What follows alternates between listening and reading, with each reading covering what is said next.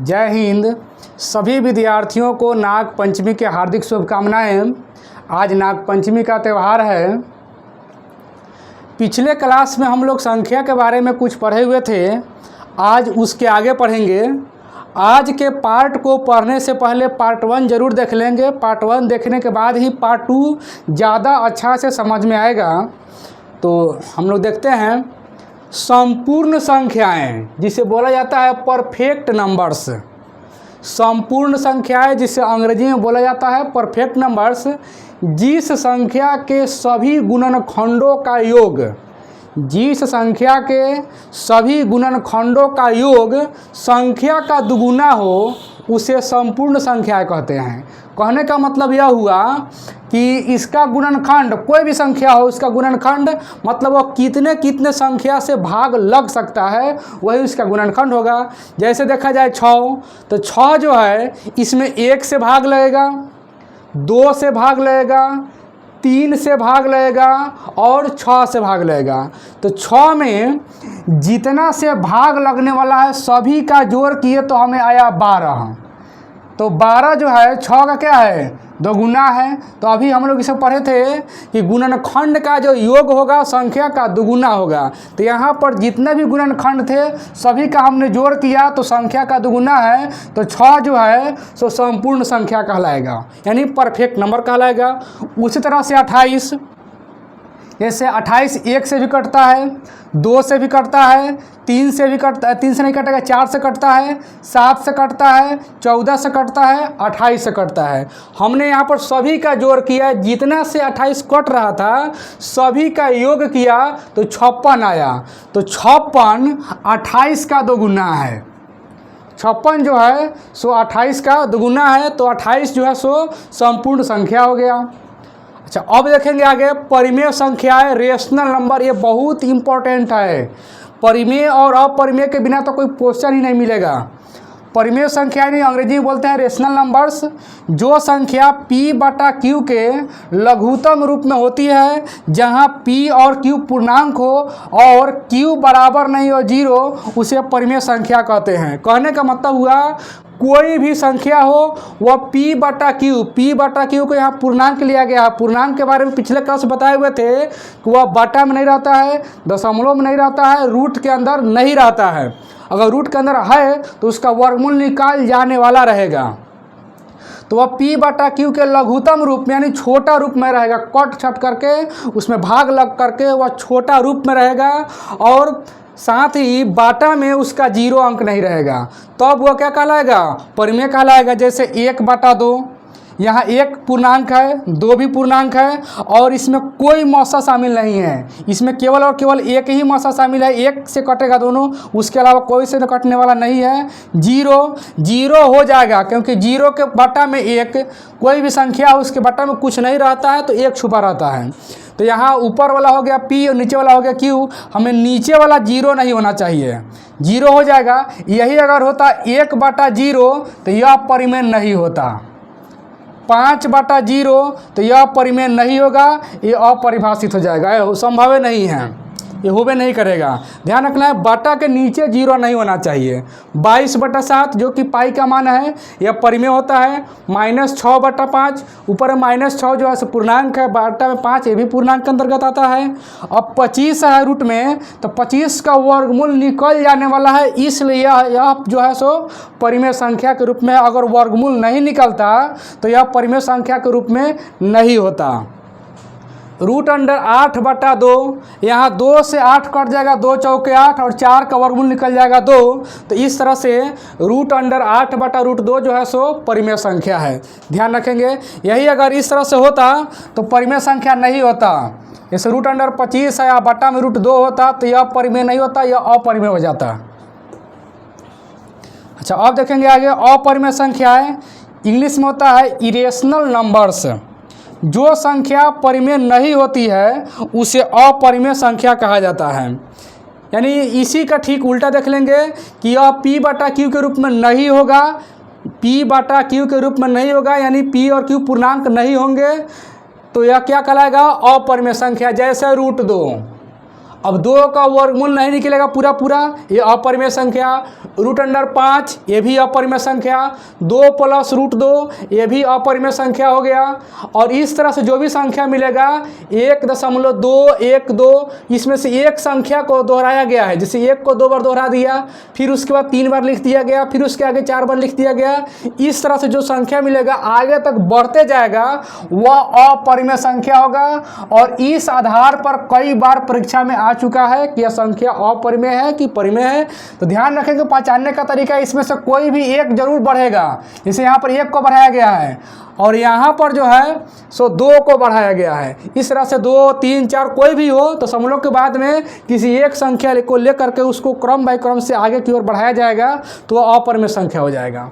पाई जो है सो अपरिमेय संख्या है। ध्यान रखेंगे पाई का मान 22/7 परिमेय संख्या, जबकि पाई अपरिमेय संख्या होती है। ये परीक्षा में कई बार पूछा जा चुका है कि पाई कैसी संख्या है तो अपरिमेय संख्या है, या पाई/2 देगा तो भी अपरिमेय संख्या, पाई/3 देगा तो भी अपरिमेय संख्या, और पाई का मान देगा तो वह हो जाएगा परिमेय संख्या। अब देखेंगे वास्तविक संख्या के बारे में।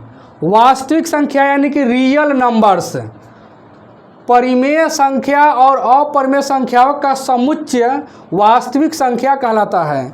मतलब परिमेय संख्या और अपरिमेय संख्या दोनों का समूह। वास्तविक संख्या में परिमेय संख्या भी होते हैं, अपरिमेय संख्या भी होते हैं।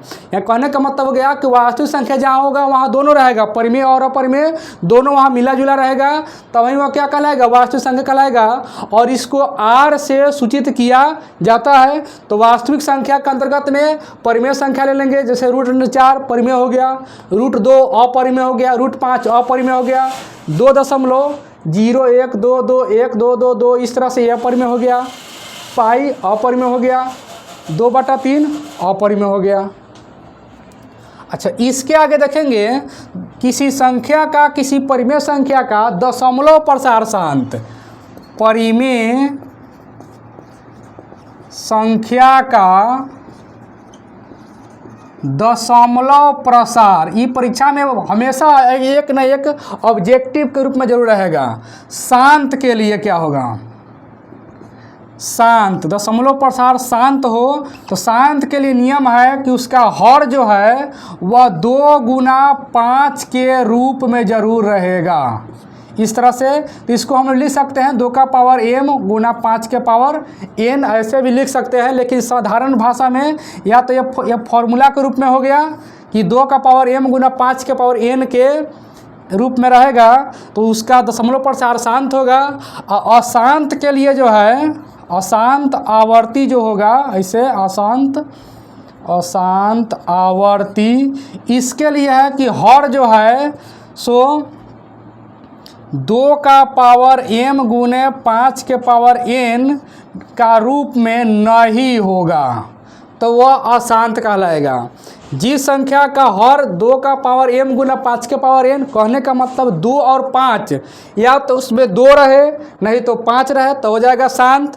अगर 2, 5 के अलावा और कुछ रहता है तो हो जाएगा अशांत। जैसे यहाँ कुछ प्रश्न को देख लेते हैं हम लोग।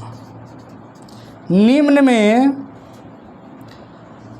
दशमलव प्रसार बताएं, शॉर्टकट संक्षिप्त रूप में लिख देते हैं, दशमलव प्रसार बताएं।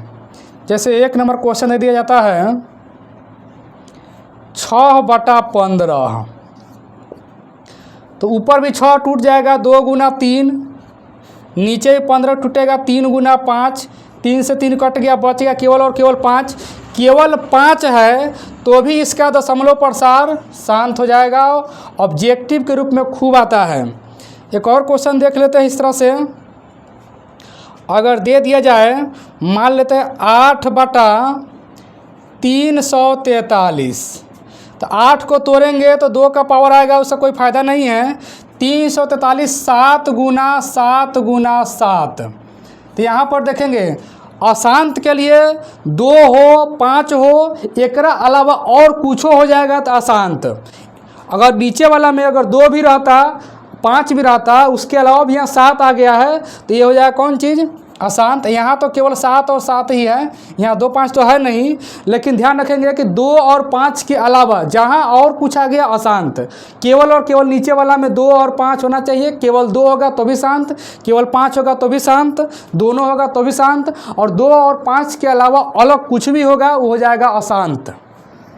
थोड़ा सा और देखते हैं इसके आगे।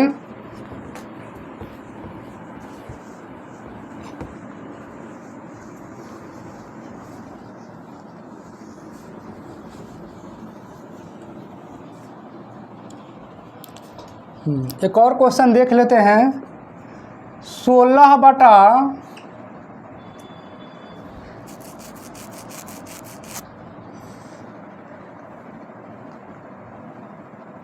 इसको 16 नहीं 13 बटा 14 लिख देते हैं।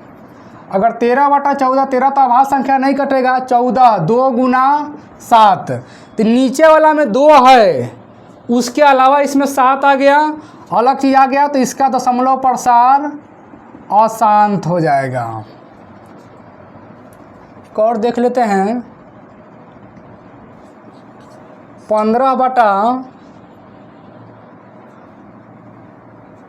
15, इसको 35 कर देते हैं, ज़्यादा अच्छा रहेगा।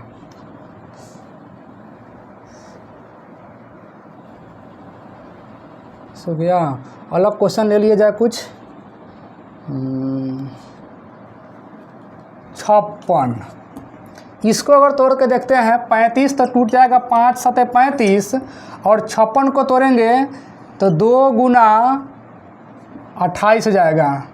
तो 2 गुना 2 गुना 4, 2 गुना 4 हो गया, 4 दूना 8, और 8 सते 56।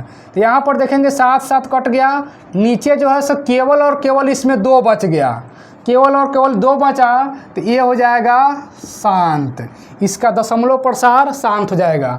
ध्यान रखेंगे फॉर्मूला, शांत के लिए हर जो है सो 2 गुना 5 का होना जरूरी है। अशांत में 2 गुना 5 के अलावा और कुछ में नहीं रह सकता, नहीं रहेगा, 2 5 के रूप नहीं रहेगा, यानी 2 और 5 रहेगा भी, इसके साथ अलग जरूर रहेगा कुछ, जैसे 3 आ जाएगा, 7 आ जाएगा, 11 आ जाएगा, 13 आ जाएगा, 19 आ जाएगा। इसके साथ साथ साथ रह भी सकता है, नहीं भी रह सकता है। केवल 2 रहेगा तो भी शांत, केवल 5 रहेगा तो भी शांत, दोनों रहेगा तो भी शांत, इसके अलावा दुनिया का कुछ भी रहेगा अशांत। अच्छा, अब देखते हैं निम्न को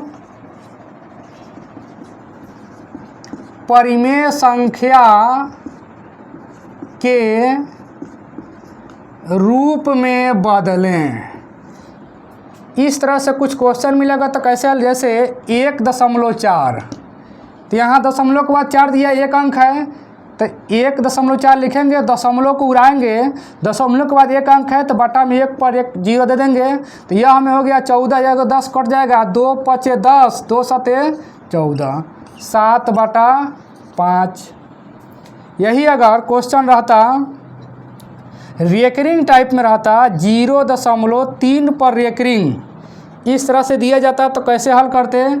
तो सबसे पहले जो कहता हूँ संख्या लिखते तो 3, उसमें से पहिलका रेकरिंग पर से जो पहले संख्या बनेगा उसको घटा लेंगे, दशमलव के बाद में जय गो रेकरिंग होगा उतना 9 लिख देंगे, और जय गो संख्या होगा उतना संख्या पूरा लेंगे। दशमलव 1 गो संख्या है तो 1 गो यहाँ पर हो गया, ये घटाएंगे तो 3 बटा 9 हो जाएगा, कटेगा 3 का 3, 3 तिया 9, 1 बटा 3 आंसर। तो इस तरह से परिमेय संख्या के रूप में हम लोग बनाएंगे, द रेकरिंग दिया होगा तो इस तरह से बनाएंगे।